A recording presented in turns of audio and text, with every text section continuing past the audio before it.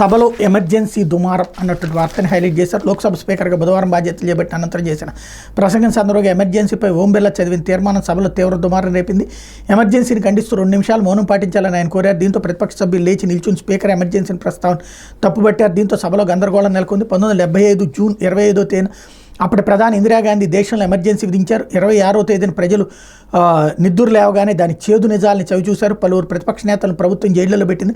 మీడియాపై ఆంక్షలు విధించింది. న్యాయ వ్యవస్థపైన నియంత్రణలు అమలు చేసింది. ఎమర్జెన్సీ విధించి 49 ఏళ్లు పూర్తయి 50వ ఏట అడుగుపెట్టిన సందర్భంగా ఈ సభ బాబాసాహెబ్ రాజ్యాంగాన్ని రక్షించడంతో పాటు దాని విలువలకు కట్టుబడి ఉందని హామీ ఇస్తున్నానని స్పీకర్ ఓం బిర్లా పేర్కొన్నారు.